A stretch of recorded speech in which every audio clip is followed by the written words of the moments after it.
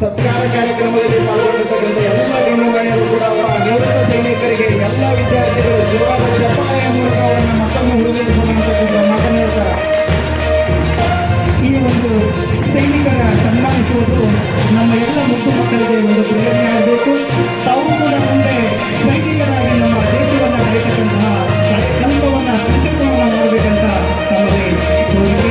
ಏಕೆಂದರೆ ಗೋರಿಕೆಯಿಂದ ಅಶೋಕರಾಗಿರ್ತಕ್ಕಂಥ ಸದಸ್ಯರೇ, ಇವತ್ತು ಸನ್ಮಾನಿಸಲಿಕ್ಕೆ ಆಗಂತ ಸನ್ಮಾನ ಮಾಡ್ಕೊಳ್ಳಿಕ್ಕೆ ಆಗಮಿಸಿರ್ತಕ್ಕಂಥ ಎಲ್ಲ ನಿವೃತ್ತ ಸೈನಿಕರೇ, ವೇದಿಕೆಯ ಮೇಲೆ ಹಸಿರಾಗಿರ್ತಕ್ಕಂಥ ಎಲ್ಲ ಗಣ್ಯಮಾನ್ಯರೇ, ರಾಯಬಾಗ ಪಟ್ಟಣದ ವಿವಿಧ ಶಾಲೆಗಳಿಂದ ಆಗಮಿಸಿರ್ತಕ್ಕಂಥ ಎಲ್ಲ ಮುಖ್ಯ ಶಿಕ್ಷಕರೇ,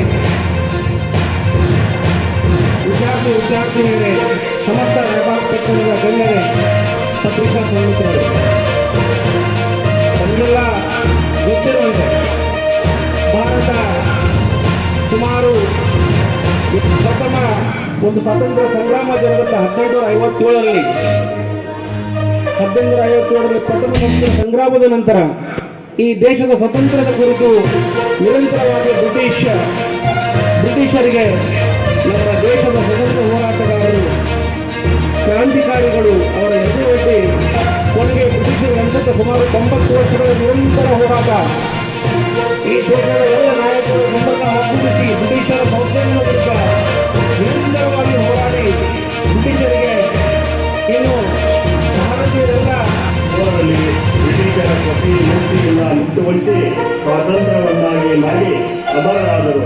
ಅವರ ಆದರ್ಶದಲ್ಲಿ ಭಾರತದಲ್ಲಿ ಸಂವಿಧಾನ ಸಭೆಯು ತನ್ನ ಮೊದಲ ಅಧಿವೇಶನವನ್ನು ಡಿಸೆಂಬರ್ 1946 ಮತ್ತು ಕೊನೆಯ ಅಧಿವೇಶನವನ್ನು ನವೆಂಬರ್ 26 ನಡೆಸಿದರು. ಹಾಗೆಯೇ ಒಂದು ವರ್ಷದ ನಂತರ ಸಂವಿಧಾನವನ್ನು ಅಂಗೀಕರಿಸಲಾಯಿತು. ಸಂವಿಧಾನ ಶಿಲ್ಪಿ ಡಾಕ್ಟರ್ ಬಿ ಆರ್ ಅಂಬೇಡ್ಕರ್ ಅವರು ಕರಡು ಸಮಿತಿಯ ನೇತೃತ್ವದಲ್ಲಿ ನೇತೃತ್ವ ವಹಿಸಿದ್ದರು.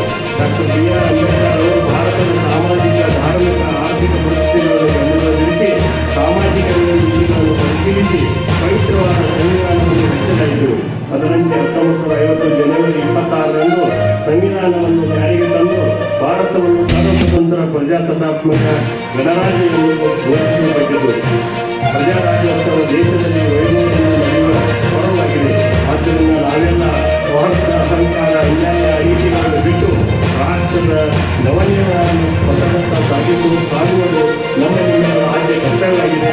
ಭಾರತ ಅಭಿವೃದ್ಧಿ ಹೊಂದಬೇಕಾದರೆ ದೇಶಕ್ಕಾಗಿ ಎಲ್ಲ ನಾಯಕರು ತಮ್ಮ ಕೈಲಾದಷ್ಟು ದೇಶದ ಪ್ರಗತಿಗೆ ಕಾರಣರಾಗುವ ಉತ್ತಮ ರೀತಿಯಲ್ಲಿ ಪ್ರಯತ್ನಗಳನ್ನು ಕೈಜೋಡಿಸಬೇಕೆಂದು ತಮಗೆ ಮನವಿ ಮಾಡಿಕೊಳ್ಳುತ್ತಾ ಮತ್ತೊಮ್ಮೆ ಎಲ್ಲರಿಗೆ ಗಣರಾಜ್ಯೋತ್ಸವ ಶುಭಾಶಯಗಳನ್ನು ಹೇಳುತ್ತಾ, ಈಗಾಗಲೇ ಮೊನ್ನೆ